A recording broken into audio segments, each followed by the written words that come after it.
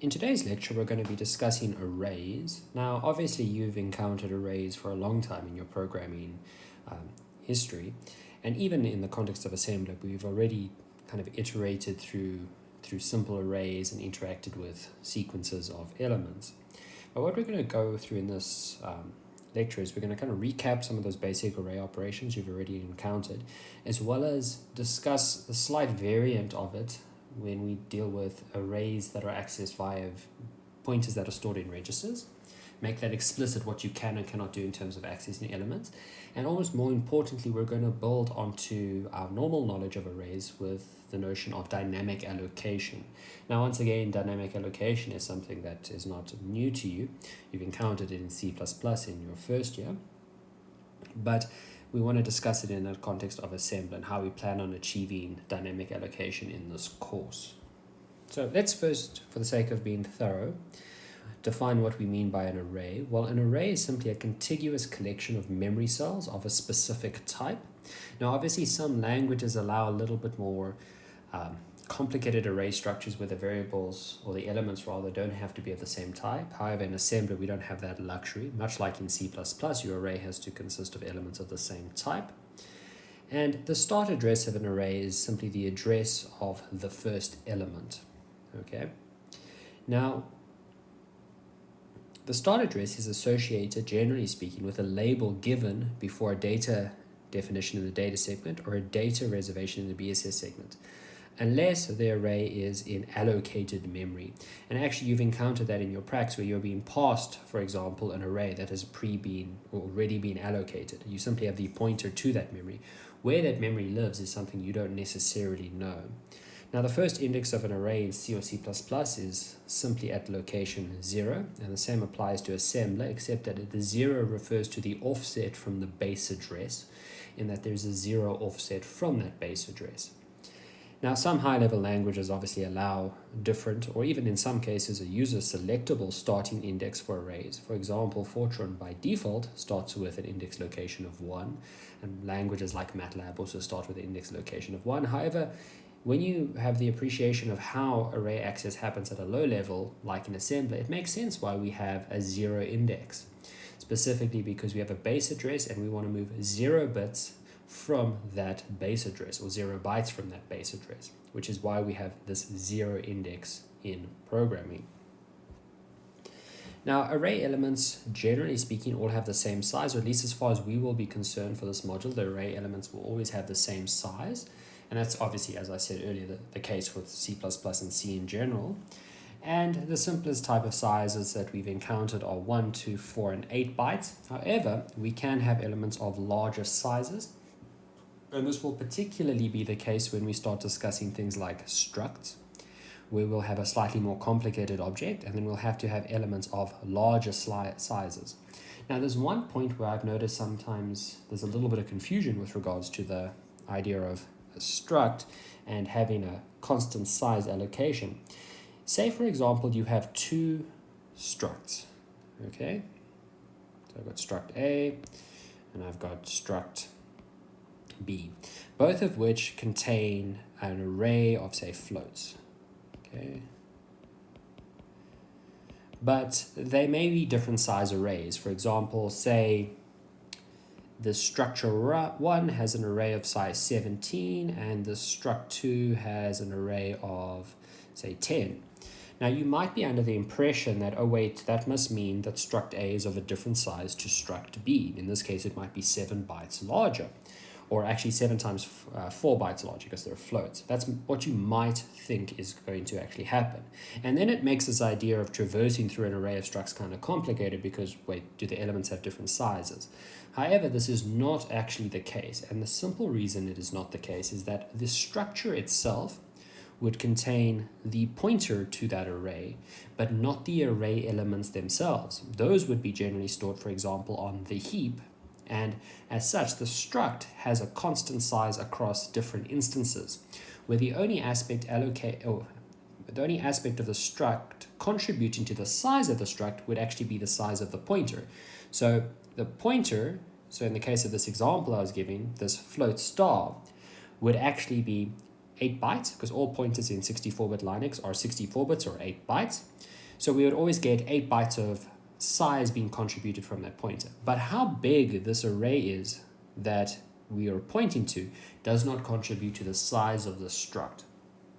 Now we're actually going to go through how to construct structs in this course in the next couple of lectures and how to do it in assembler. But I bring up this point now because it's an easy place to get confused about this notion of elements having a constant size, even when we talk about more complicated objects like classes and structs and things like that. Now, how do we go about accessing our different elements? And again, this is largely a recap before we get into the more complicated things. So suppose we have an array that has elements of size 4, so that could be an array of floats, it could be an array of integers, and the base address is this 10,000 in hex. Okay, now that would mean that the first element of our array, or rather at index 0, is simply at the base address, or you could think of it as being as the base address plus 0 offset.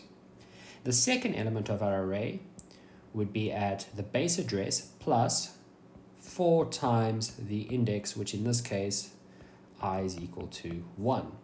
So in that situation, we would simply be at address location 10,004 in hex, and the same procedure works for index 2, so the third element, and even the kth index follows the same structure. Again, bit of recap, but rather let us be complete. So say I wanted to access element number k, so that would mean that I would simply be accessing a location that's from the base address, k times 4 bytes from it. Okay, so again, if this was a situation where k was 0, so the first element, we would simply just have the base, and obviously this increases depending on how many elements into the array we want to traverse. If, for example, our elements were not of size 4 and they were of a larger size, say they were of size 31, then we would have to times by 31. Now, using 31 in the default assembly instructions is not that straightforward. We cannot do it in the direct way that we were doing it before, where I have everything inside a dereferencing operator. But we'll see that when we get forward. But the premise here is just to illustrate how we index through elements. Again, recap, but let's all be on the same page for the purposes of the more complicated stuff that's going to follow. So what is the general pattern we have available to us to access memory like this?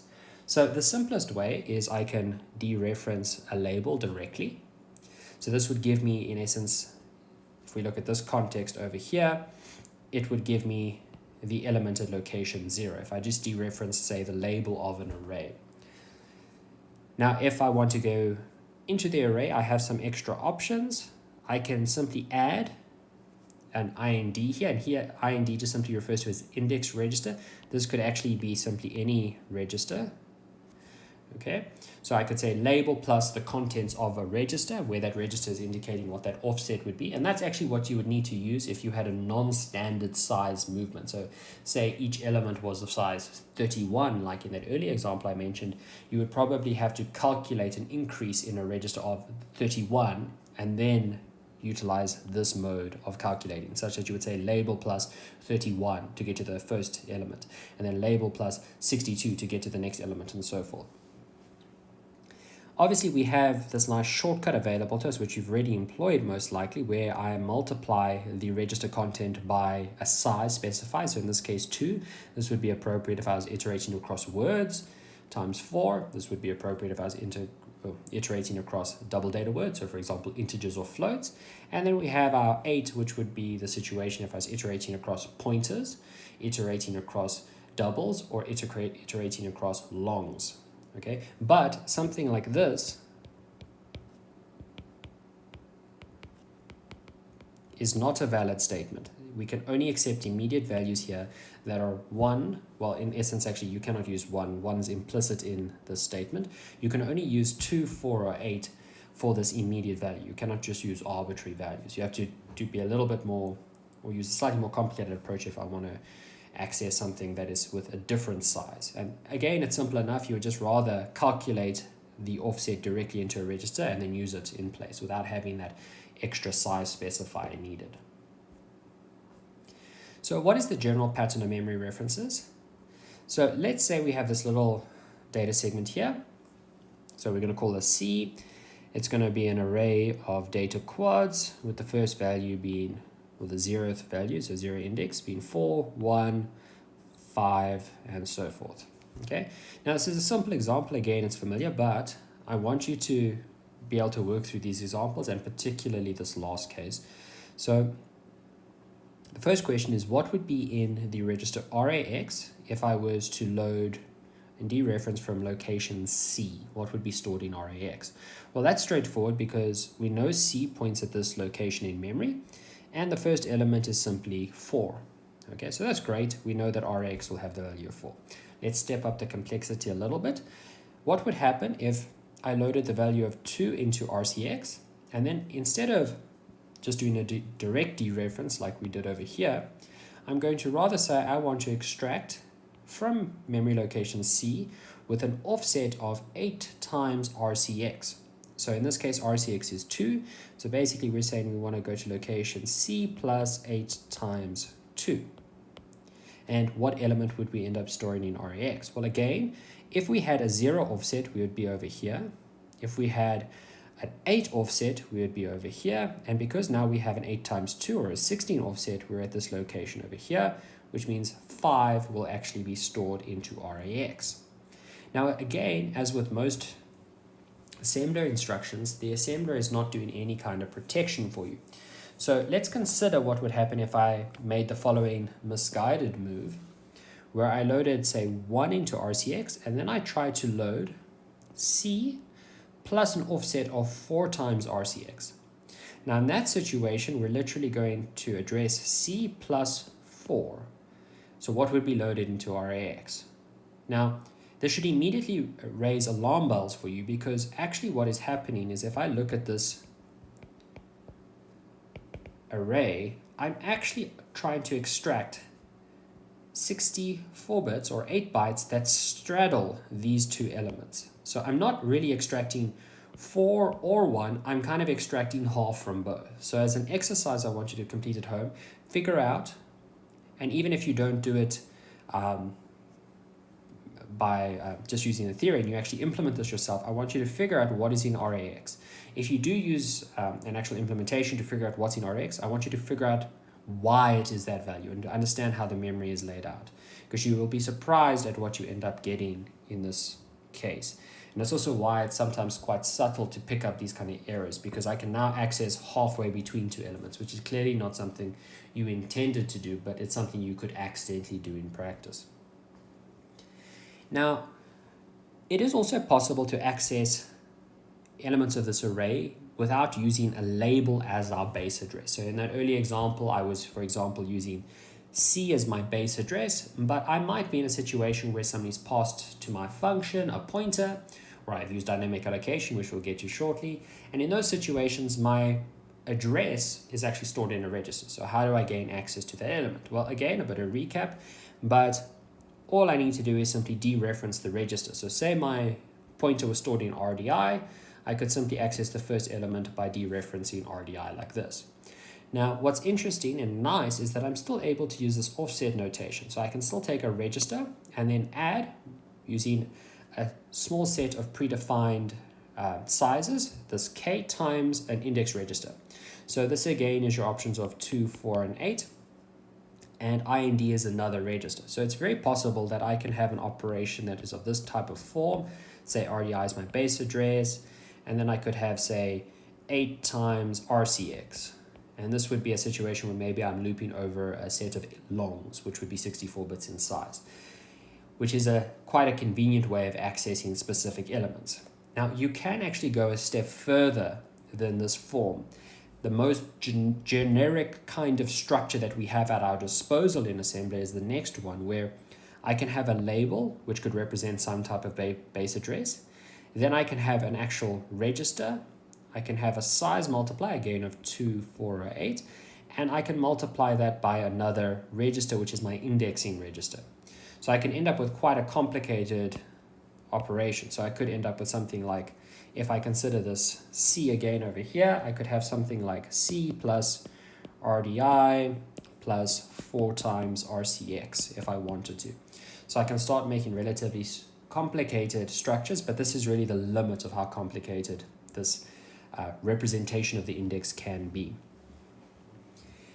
I will say in practice, you probably won't encounter this flavor that frequently, but it's good to know it is there, because sometimes you will have a base address and you will want to try and calculate a specific offset to get somewhere in a contiguous chunk of memory, and then you might want to be iterating through an array. So it can be useful for efficient computation, but it's less frequent than this version over here and the similar version where you just have a label.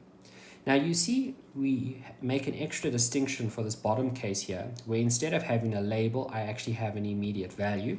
Now in essence, a label is an immediate value. So this case over here and this case are actually the same case. The only difference in terms of what we're trying to illustrate here is that I could, for example, instead of having a label like C, I could have a direct memory address here. I could say 1004 in hex. That's the base address I want to use, which is an immediate value.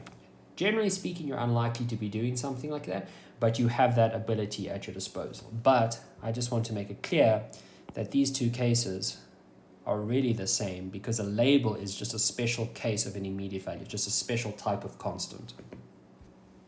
Okay, so let's look at slightly more complicated memory accesses using this more register-based dereferencing. So here we have a little simple data segment again. We have an array of only one element at A, which is 123. You can think of it just as an element or an array of one. There's no distinction in assembler. And then we have another array at memory address C, which has values 4, 1, so on. All of these values in these two arrays are data quads. Okay. So let's look at the first example. Say I load the effective address of C into RCX, and that's just going to load this address into RCX. I could have also used the statement here, move RCX comma C. It would have done the exact same thing. They're equivalent in terms of what they would achieve. Once I've done that, I can now dereference RCX and load its value into RAX. And in this situation, it would just dereference whatever was at its first location, which is the 4. Now, this example is a little bit overly complicated because, I mean, you can actually achieve the same thing just using move RAX C, but we're trying to demonstrate here that I can make accesses via the register directly. Let's look at a slightly more complicated example that kind of puts everything together. So let's say I load the effective address of A into RCX, so basically just loading this memory address into RCX. Then I'm going to load the value of 4 into RDI, and now I want to extract this memory address's value. Okay, so basically I want to dereference at that point and load its value into RAX, because it's RAX I'm going to be loading 64 bits or 8 bytes. So the question is, what value will I now be loading into RAX? Okay, now I want you to pause the video here and think about what value it is. Once you've had a good think and you've kind of come up with a suggestion of what you think it will be, I want you to unpause and then continue watching. Obviously, I mean, you don't have to pause. I can't check that you pause, but I think it's a good exercise that I think the value of the exercise is best illustrated if you try to do this calculation yourself first. Okay, so now that you've had a little bit of time to think about it, the answer is in fact 7.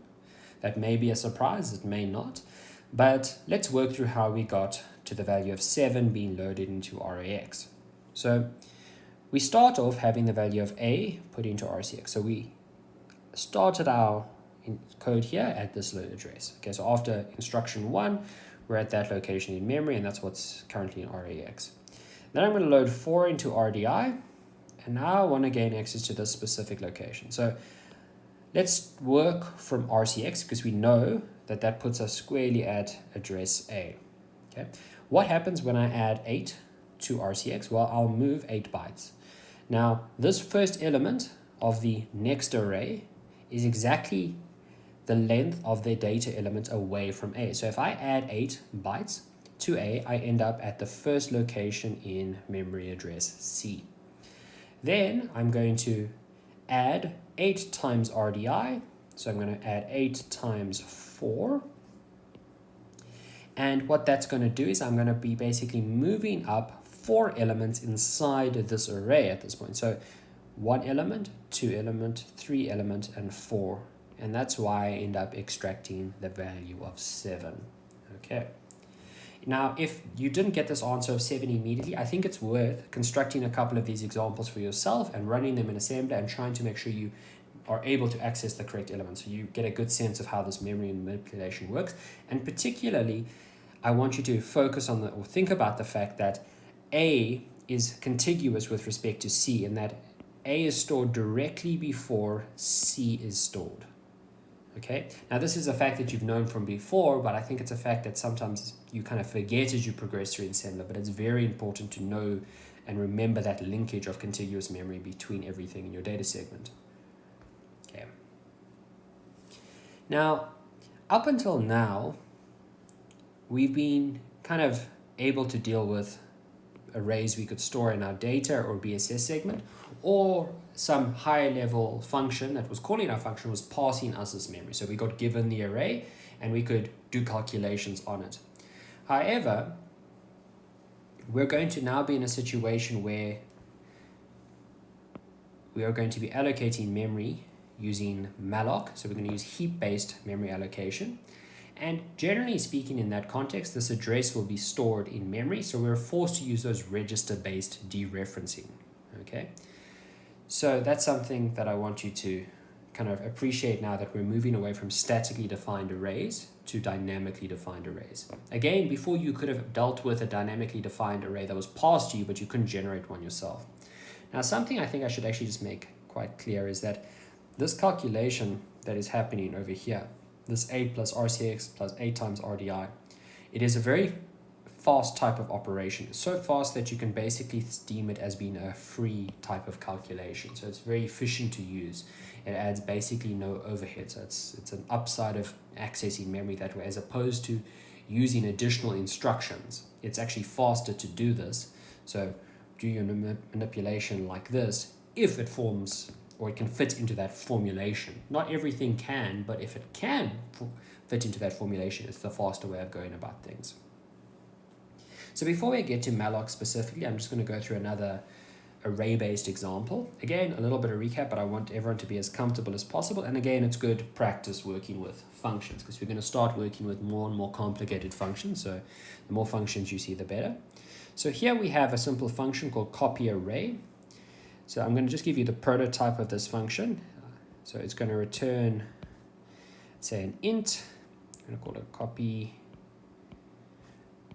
array, and it takes two parameters. The first is going to be an array which will contain our destination array, because remember, it's a copy array function. I plan on copying one array to another. So I'm going to, in this example, it's going to be an array of ints. So I'm just going to say int star, let's call this D for destination. Then I'm going to have another array, which is going to be my source, which is where I'm copying from.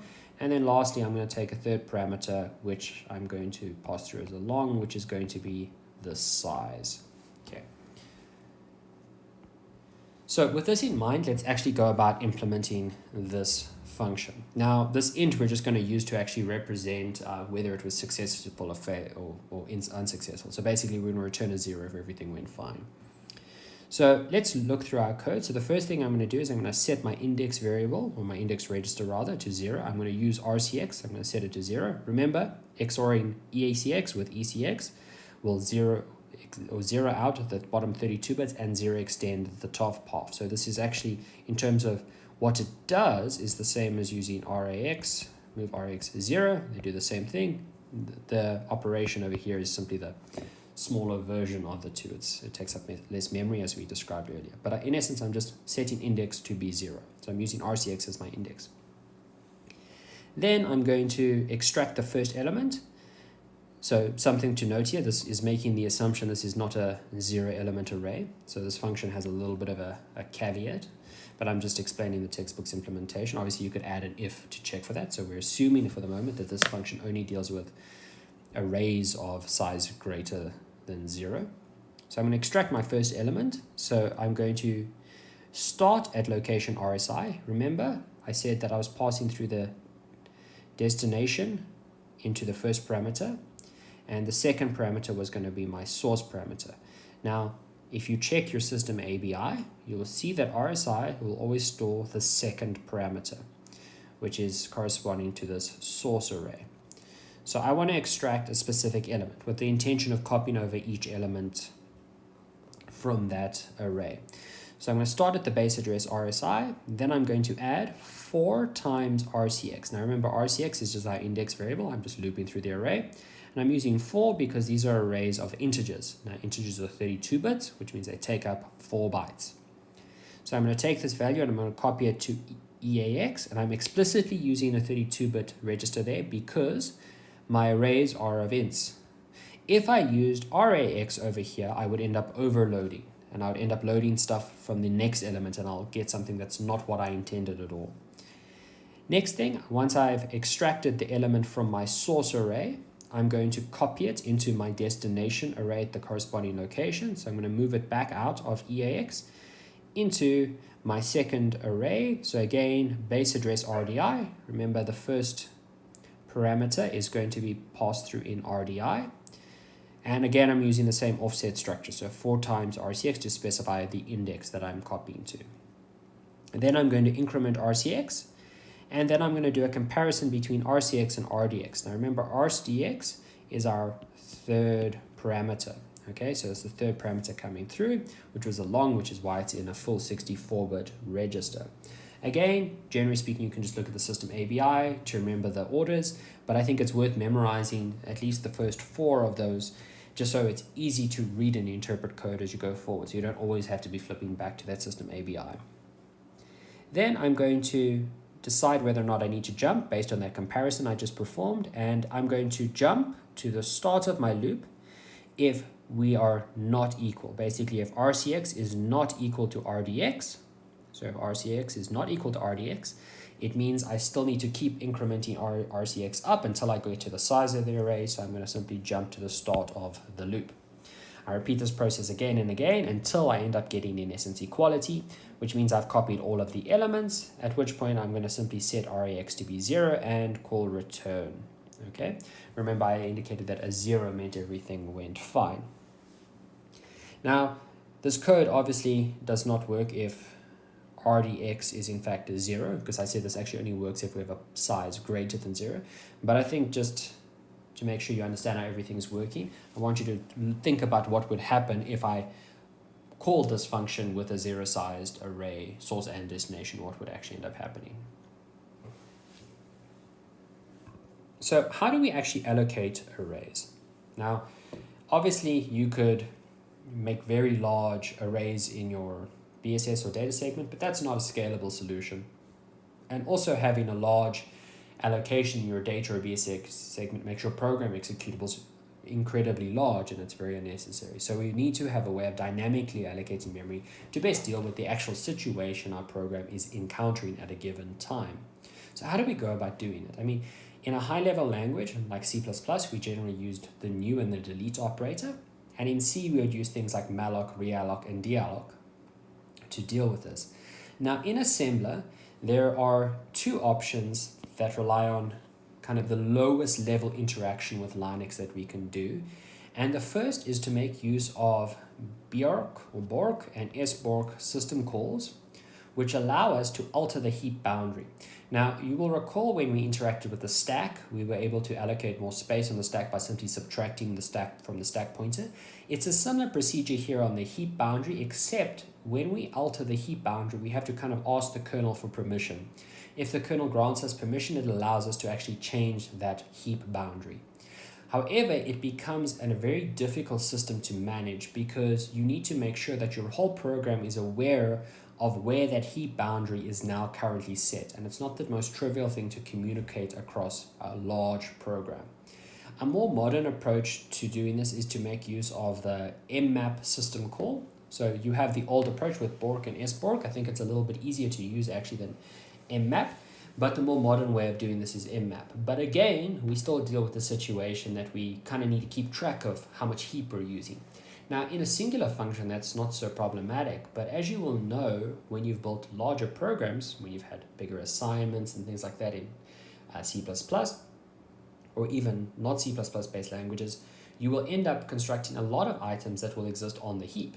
Now, to keep track of all of that in an assembler context is actually very challenging.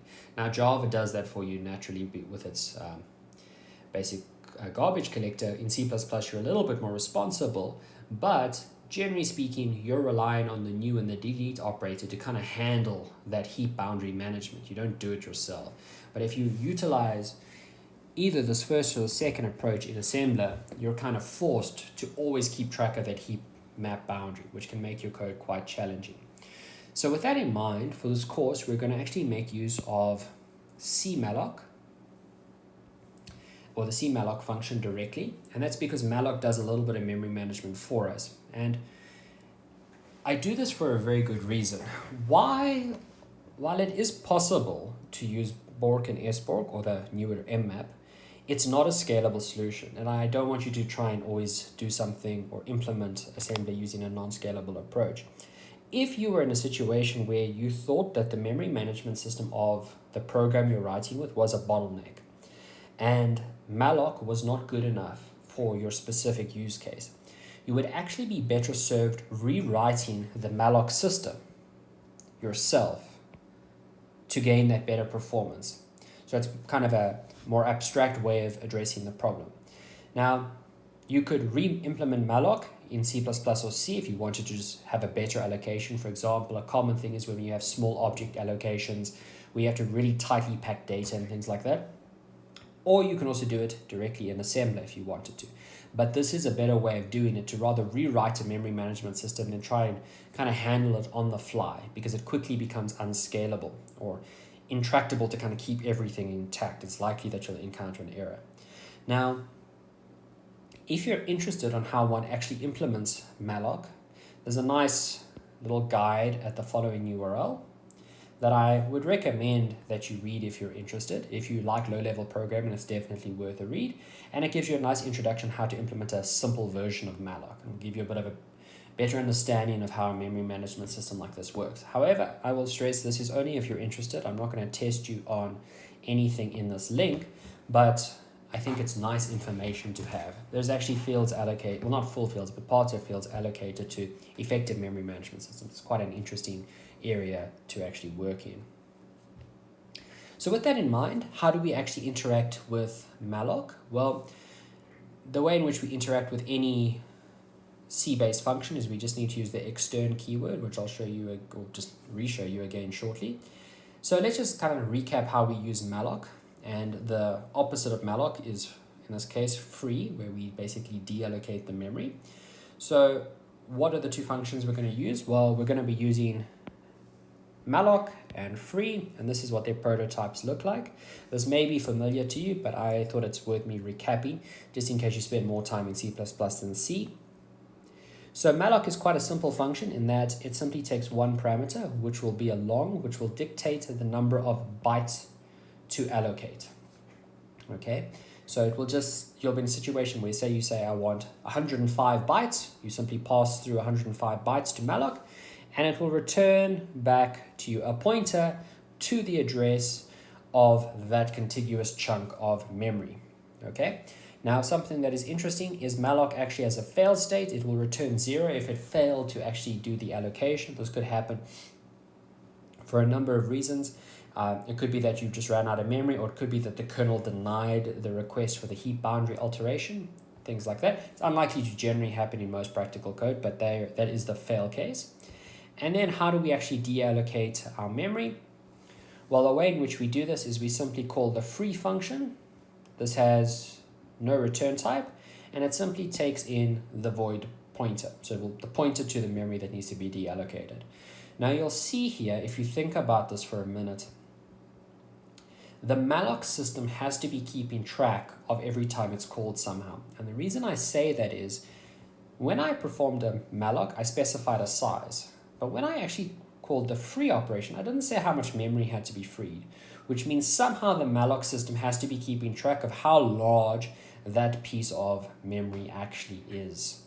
So it can effectively deallocate it and make it available for other parts of our program, or even shrink the space of heap being used by making an additional kernel call, depending on the current state of the memory.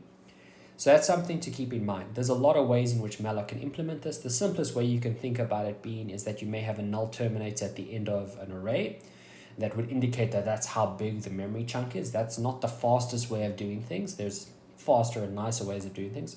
But it's just something I think you should be aware of, is that because we don't tell free how big this array is, or this chunk of memory is rather, it has to know how big it is, or big that piece of memory is somehow. It has to be storing that information in an accessible fashion somehow. So there's something to keep in mind. You'll actually see a nice way of implementing it in these slides here. So how do I make a call to malloc? Very straightforward. I simply use extern to gain access to the function. And again, because I'm using a C function, I'm going to have to use GCC to actually link. And in this situation, I'm deciding that I want to allocate 1 billion bytes. Okay, so a very huge array, too big for me to really use my data or BSS segment. All I do is I load that immediate value into RDI. Remember, RDI is always going to be our first parameter for any function call. Calling malloc is like calling any other function. Then I'm simply going to use call malloc, and it will allocate that memory to me, and it will return the pointer in RAX. Now, pointers in 64-bit assembler are 8 bytes in size. Okay, so this memory address pointer, say this was in my data segment, would have to be a data quad. Okay, so say it was 0 before we instantiate its value. Okay, so we're storing RX into that pointer location. But remember, all pointers are 64 bits. This is a situation which isn't really the case in 64-bit Windows code. Okay, there are exceptions, but it's something I think should be made clear. But we're always working in the Linux context in this course, so the pointers are always 64 bits or 8 bytes. So what are the advantages of using allocated arrays via the heap approach? Well, obviously we can allocate an array that's the right size. There are also limits to how big we can actually create a data or BSS segment. These can be artificially tweaked by making requests to the base operating system. But generally speaking, we have a limit of around 2 gigs for our data and BSS segments. And actually, the problem is, even if we weren't worried about that limit, say we knew we would only need a gig, the assembler phase of our program becomes very slow if we allocate so much space into our data segment. And assembling a program with 2 gigabytes of data in the data segment will take about nearly just over a minute and a half just to assemble, which is quite extreme. And then it will end up making your executable file very large. So all non-ideal things. However, if we simply use heap-based allocation, our program is small and it assembles really quickly. It just makes a simple system call to allocate more memory, which is done by malloc for us, and our executable can be small, and we don't have to worry about this constraint in how much data we have available to us. So let's look at a nice example of how we can process some arrays, okay, specifically these heap-based arrays. Again, a lot of this is going to be a little bit on the recap side, because we're now doing a couple of things together. We're building on our previous knowledge. We're going to implement some functions. These functions are going to utilize arrays, and these functions are going to sometimes utilize dynamic allocation. And we're also going to make use of the printf function when we do some outputting. So the application we're going to generate is somewhat arbitrary, but it's complicated enough to demonstrate these features. We're going to have an array, or an application rather, that creates an array using dynamic allocation. It's going to then fill the array with random data, calling the random function from C. This is a good example of where we want to loop over elements while calling another function. So we always have to be aware of preserving our system ABI in an effective fashion, so that calling convention, what registers are safe, what are not. Then we're also going to print the array out to the screen if it's sufficiently small. So say we'll print out if there's less than 20 elements, for example. And then we're also going to determine the minimum value of this array. I'm only going to show you the helper functions in this lecture, but you can easily stitch these together to build a more complicated program. But this is a nice recap on those 3 points that I just previously mentioned. So the first one is to create an array. So here I have a function which I'm going to use to create an array of double data words. Okay, so this is going to basically mean 32-bit elements. Now, we're only going to pass one parameter here, and it's going to be the number of double data words we want in our array. So our function in essence is actually going to be of the form. There's two ways you can actually look at this.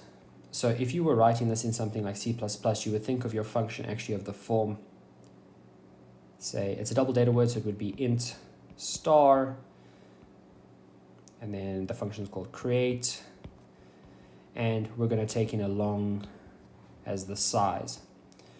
Now, the reason I say there's two ways you can think about this is how you normally specify a return type in C++. But in truth, all I'm doing here is I'm just telling the user what type of variable I'm returning. In essence, what's coming back is a long that happens to simply represent a memory address. So it's just something to keep in mind. So here we have our function. First thing we're going to do, because I know I'm going to call another function with inside this function. Specifically, I know I need to make a call to malloc. So with that in mind, I need to make sure I set up and destroy my stack frame. So you'll see I've set up my stack frame here, and I'm going to destroy it with this leave command and then return out of my function. So with that stack frame set up and ready to be destroyed at the end, let's look at the body of the code. So the first thing is I'm going to multiply RDI, which is the size value. Remember, RDI is the first parameter, by 4. And why am I multiplying it by 4? Because all of my elements are going to be ints in this case, so they're 32-bit values.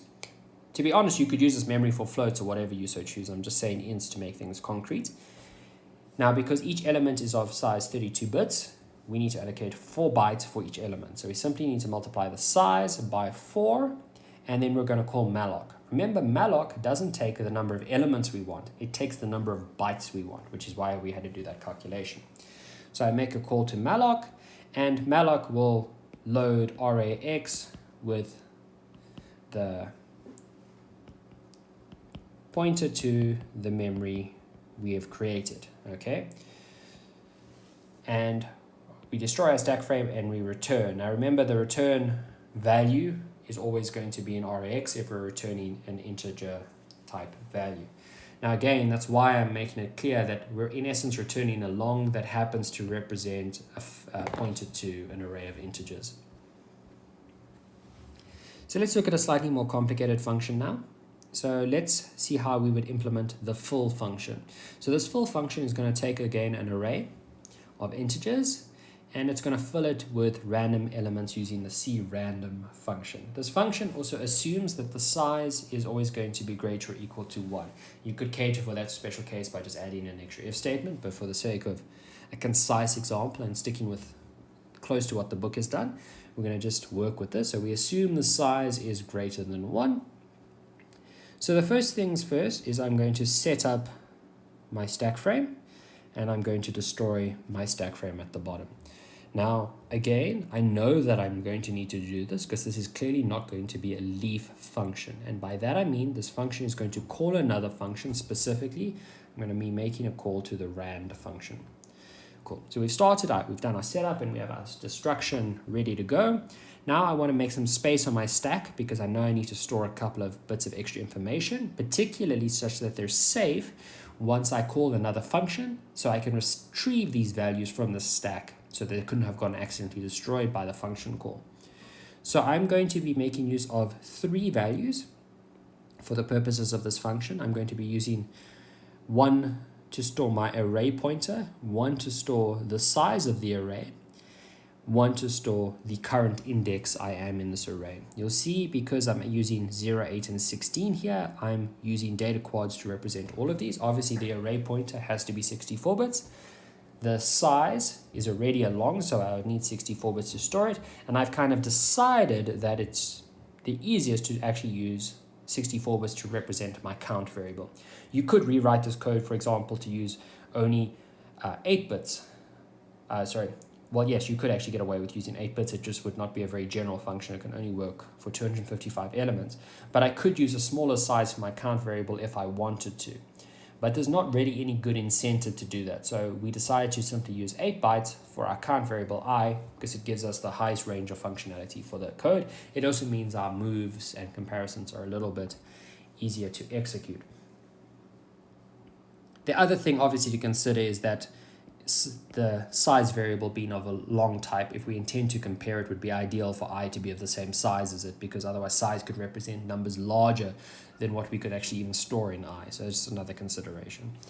So first thing we're going to do is make space for our variable. So I'm going to subtract from RSP. Now, once again, we only need, in principle, to subtract 24 bytes because I have 1, 2, 3 data quads, so that's 24 bytes. But remember, we need to always consider stack alignment. We need to make sure that we always ensure that we leave the stack on a 16-byte boundary. So we need to subtract the multiple of 16 closest to the value that we want. So we're going to subtract 32. So we have a little bit of dead space, but it's necessary to avoid any issues with violating that stack boundary being on a 16-byte multiple condition. Cool. So we've allocated our space. Now we want to actually get to the meat of our function. So first thing I'm going to do is I'm going to make a backup of RDI. Remember, RDI is my first parameter. So I'm going to save that array pointer in to my stack. So it's at the variable array on the stack. Then I'm going to make a backup of RSI being the size, and that's going to be stored on the stack as well. Then I'm going to set RCX to be 0, and then I'm going to copy that 0 value onto I on the stack so that I can save the location I'm currently at in my looping through the array on the stack. Okay, so those three variables, array size and my current index, are all nice and safe on the stack. So now I can call a function with good knowledge that when I come back from that function call, I can retrieve those values. So now I'm going to make a call to rand, which is going to return an integer, because that's simply the way rand is actually implemented. It will return a 32-bit integer, and the return value will come back into RAX. Well, in this case, sorry, it will come back into EAX because it's a 32-bit return. So now I've created my random variable and it's sitting in EAX ready for me to load into my array. So the first thing I'm going to do is I'm going to retrieve my index variable from the stack. Then I'm going to retrieve my actual array pointer from the stack. And now I want to load my newly generated random variable in EAX onto my array. So basically I'm going to again start at RDI as the base address, and because I'm iterating through 32-bit values or integers, I'm going to simply use RCX times 4. Okay, so now it will load it into the corresponding value. In this first loop, obviously RCX is actually already 0. Then I'm going to increment RCX because I intend to kind of move across my array. Then I'm going to compare RCX with the size variable that I've saved nicely onto my stack. And if RCX is in fact less than my size variable on my stack, I'm going to jump back up to more, and I'll repeat this process again and again, right up until the point that RCX is in fact not less than the size variable, and then we will just simply destroy the stack frame and return. Okay, so it's a simple enough example, but it illustrates an important thing. One, how to interact with arrays, specifically using the register-based actions or register-based accesses in that instruction there. But it also is an illustration of why we need to save certain registers onto the stack such that we can retrieve them afterwards. Okay. Now, in this example, you could potentially have gotten away with saving, say, RDI and RSI and the similar registers into the higher order R registers like R11, 12, and so on. The problem, that approach starts falling apart if I have a recursive function, because I can't reuse them in the subsequent layer of the recursive function without already storing them, and then we're kind of back in to square one. So I advise you to get used to storing these values onto the stack. This is also how it's implemented if you disassemble your actual C++ code. This is how the compiler actually goes about doing this type of operation as well. Let's look at how we could print. Again, print's a good example of a non-leaf based function because I'm clearly going to be looping through my array and then printing out the actual values inside that array. So again, I've decided I want three variables that I want to store on my stack for safekeeping: the array pointer size and the current index. So I'm going to set up my stack frame. That's because I intend to call a function. Then I'm going to subtract 32 again from RSP. Again, I only needed 24 in principle, but I need to always subtract a multiple of 16. such that I preserve the 16-byte alignment. So I'm going to subtract 32. Then I'm going to make a backup of RDI, so my array pointer, a backup of RSI, which is my size. I'm going to set RCX to 0 and then make a backup of my current index, because obviously I'm at index 0 before I start printing. Then what we're going to do is, you'll see I have my little data segment that I've just intermingled here because I intend on just defining a format to use printf. So here we're just simply going to be outputting decimal values, because these are 32-bit ones, followed by a new line after each one. So again, I want to make a call to printf. So how do I do that?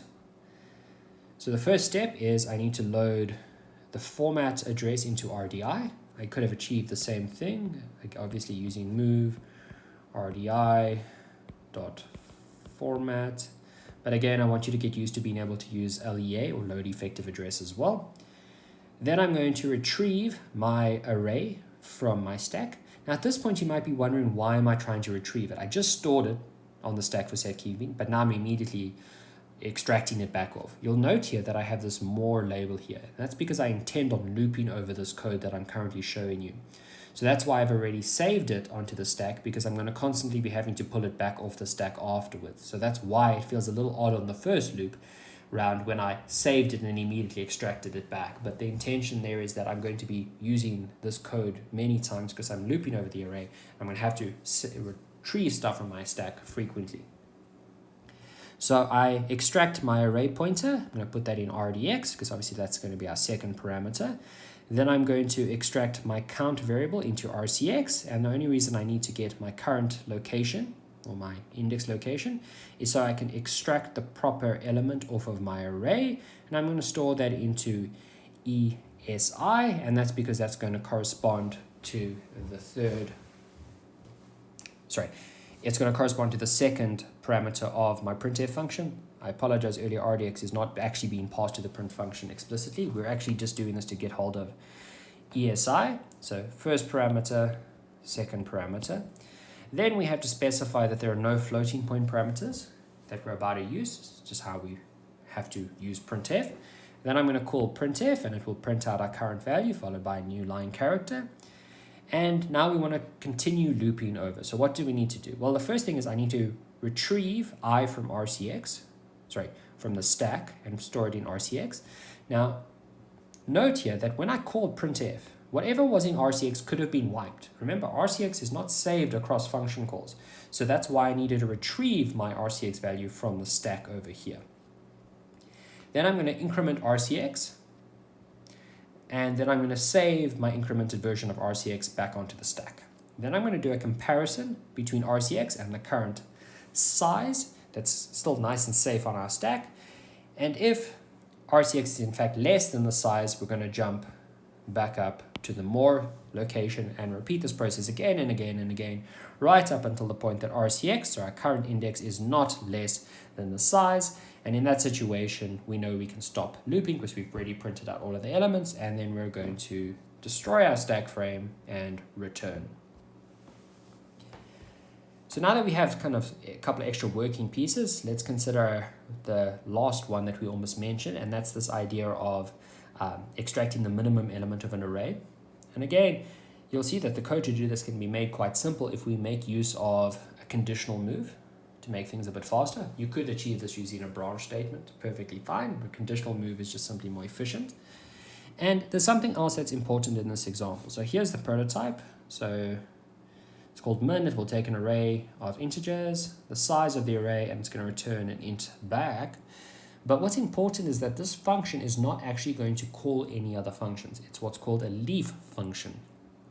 And if it's a leaf function, we don't actually need to build and destroy a stack frame because this function is not going to call any other stack frames. That said, there is no real harm when you're completing your pracs and assignments to always simply include the stack frame setup and destruction. But from a practical perspective, in terms of what's strictly necessary, if it's a leaf function, as I mentioned when we discussed functions, if it's a leaf function, you do not need to actually build and destroy the stack frame. That said, if you are going to use an operation that needs the boundary alignment, then you still need to make sure that you fix the stack frame destruction that was caused by the call.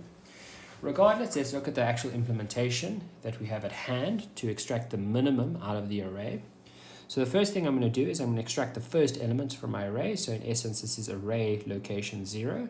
I'm going to store this into EAX. Again, you'll see here that this is not a mismatch in sizes because I'm dereferencing the register. I'm not copying RDI into EAX.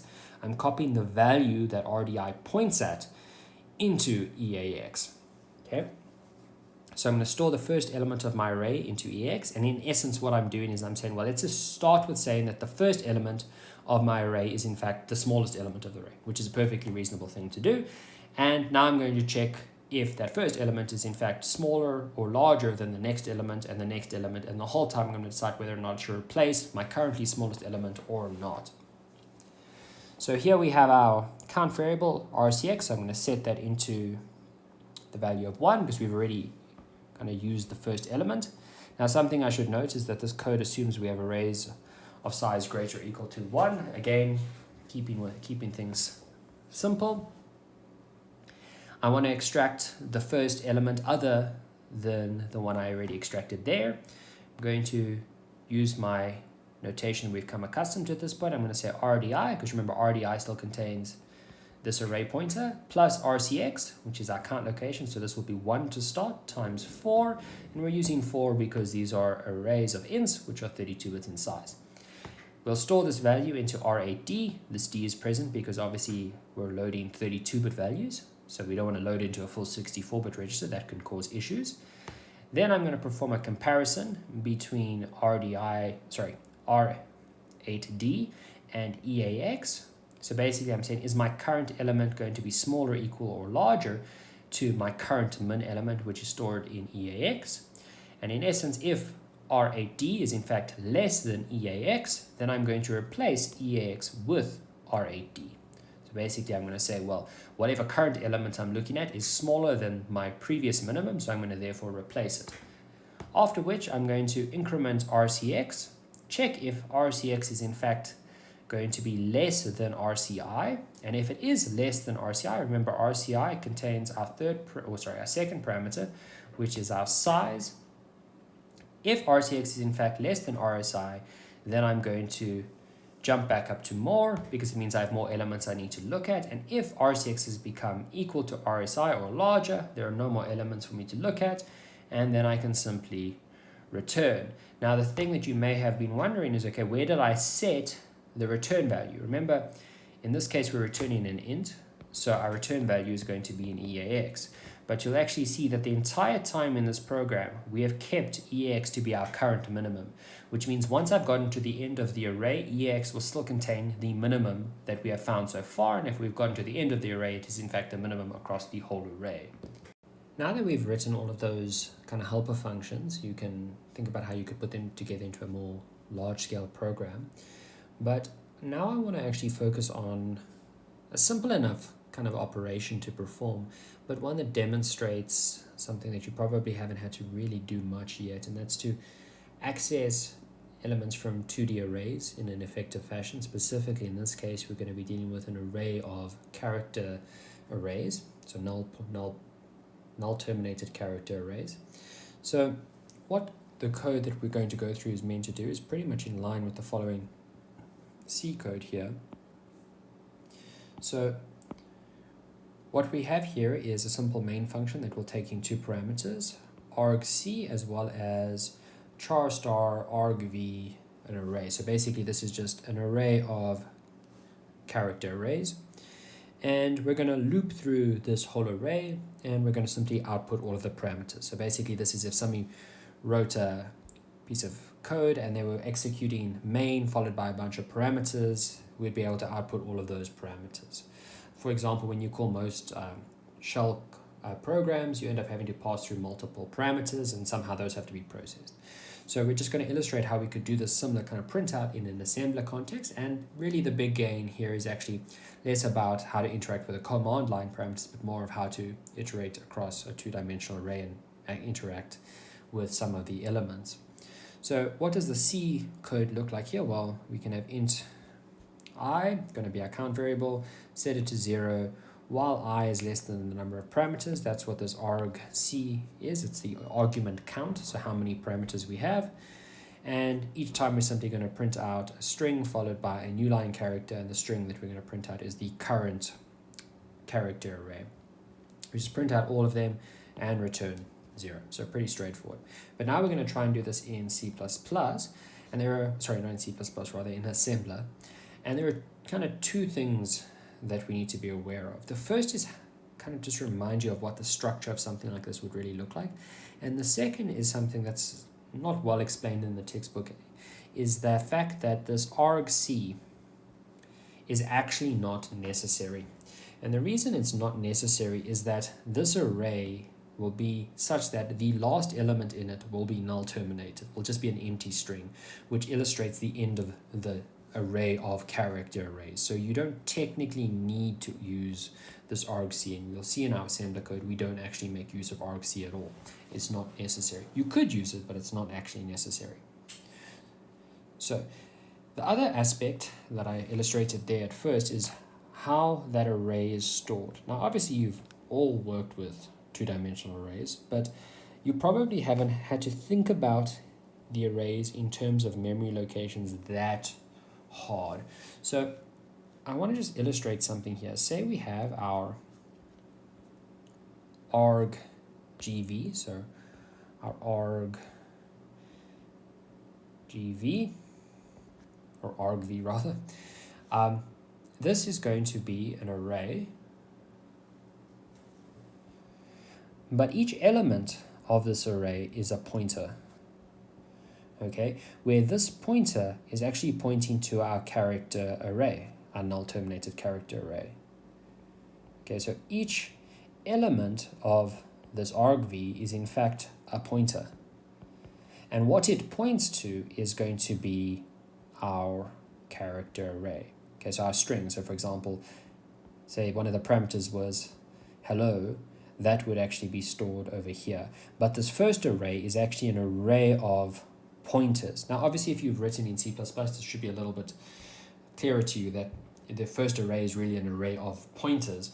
But I bring this up because it's something you need to think about, because we're going to write code that iterates across this argv, which means I'm going to be iterating in this fashion. So I'm moving down this array. So how big are the elements in this array?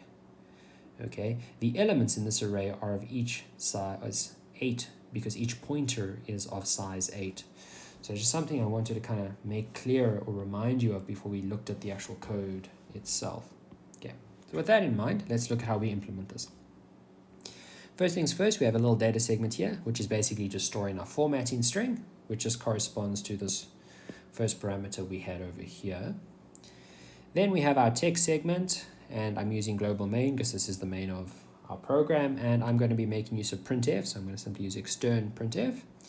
And now I'm going to get into the crux of the code. So the first thing here is I'm going to set up my stack frame, and I obviously need to set up and store a stack frame because we are not in a position, or we're in a position where I know I'm going to make use of another function call. I'm going to call printf, so I need to include it. Something I should just add here that is not enough space for in this slide, but we do, at the end of this loop, we will have a leave followed by a return, so that would go over here. So we have our setup and destruction, and then I'm going to subtract 16 from RSP. Now, technically in this code, what I will need to be preserving and why I need some stack-based storage is I actually want to preserve where I currently am in this argv array. So which string am I currently looking at? I want to preserve that between my function calls, which is why I'm going to use a bit of stack-based storage. Now, it means, again, I only actually need to subtract 8 because I plan on storing the pointer and nothing else. But to preserve that 16-byte alignment, I have to now subtract 16 because it's the nearest multiple of 16. So with that in mind, you'll note here that I don't actually have any EQU pseudo-ops. I'm simply going to use a dereferencing of RSP to gain access to the first element on the stack. Now, I don't think that's the best practice, but I'm sticking with it simply because it's the approach the textbook is used for this example, so I don't want to confuse things too much. But what's done here works perfectly fine, but that's why we don't have an EQ, because the only EQ we would have here is, say I had something for pointer, is I would have something like pointer EQ U0, and it's a little bit unnecessary to have something explicitly for one variable only. That said, I think it's actually better practice to include it, but let's just move on. So first things first is I'm going to store my pointer that I currently have for argv into RCX. So basically I'm storing where I am currently in this array. So am I pointing to this location, the second location, the third location? I'm going to store that pointer. So I'm going to put this into RCX. Then I'm going to dereference RCX into RSI. So basically what's happening here is, let me just neaten this up a little bit. So currently, say this was the first element. What I have at RCX is I have this location. I have a pointer to this bit of memory. Okay, so I in essence, I have this arrow currently, which points to this bit of memory. But I actually want this bit of memory. I want the element that points to this character array, which is why I'm going to dereference RCX to get RSI. So now I'm sitting in RSI with the pointer to the first element of this character array, which is why I dereference RCX. Then I'm going to load RDI with the format, because obviously that's the first parameter I need to use to actually set RCX. Sorry, the first parameter I need to call printf with. And the second parameter is RSI, which I've already loaded with the actual array, the character string. Then I'm going to make a backup of what I had in RCX. Now remember, RCX is basically this pointer over here, and I want to save that current pointer so I don't lose access to this array once I make a function call. So I'm going to save it onto my stack. So I'm just saving it onto RSP. And then I'm going to make a call to printf. Okay, so I'm going to print out my current string. And now I want to actually proceed to print out the next string. So after my call to printf, I'm going to simply retrieve the pointer to my current location in argv and put it back into RCX. So I'm basically retrieving this arrow again. So retrieving this very ugly looking arrow at this point, inputting into RCX. Then I need to increment. I basically want to make sure that I'm now going to point to the next element in my argv array. And for that, I'm going to add 8 to RCX, because remember, all pointers are 8 bytes in size. I'm going to add 8 to RCX. Then I'm going to dereference RSI. Sorry, going to dereference RCX and store it in RSI. And again, in essence, I'm basically in a position now where we're at the second element, where this location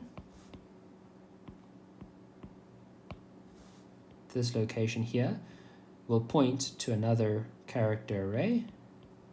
And in essence, I'm basically extracting the pointer to the first element of that character array. Then I'm going to do a check, and this is the check that I was referring to in the previous slide, where we don't actually need this argc, because if this RSI is in fact 0, so it's a null, it actually means we've hit the end of the array. This is something built into the way in which dealing with command line parameters works in Linux, which is why we don't actually need that argv. So I'm going to do this comparison. If it's 0, it means I've actually hit the end of the array, and if that's the case, I just end my loop. So I just continue to the end of the loop, and I destroy my stack frame, and then I call return. If, however, that's not the situation, I'm going to jump to the start of my loop over here and do the same procedure I had before. I load back the format in again. I make a backup of the pointer to where I am actually in my argv array. So say this was our second time around, it would be this pointer here, and call printf again and repeat again and again and again. Now that I look at this code, there's actually a slight missing piece here, very slight. Don't know if you've spotted it already, hopefully you have. Before I call printf, I actually should have had the following instruction. Because if you'll recall that I actually need to set Rx to be 0 before I call printf, because I have 0 floating point operations. Okay, so it's just something to keep in mind. This code I actually think would work fine without it, just by a little bit of chance in terms of what the registers would have been initiated to by default. And also the return value of printf corresponds to whether or not it's an error state. But regardless, it's better practice to always explicitly set RAX to actually be 0. So that brings us to the end of this lecture.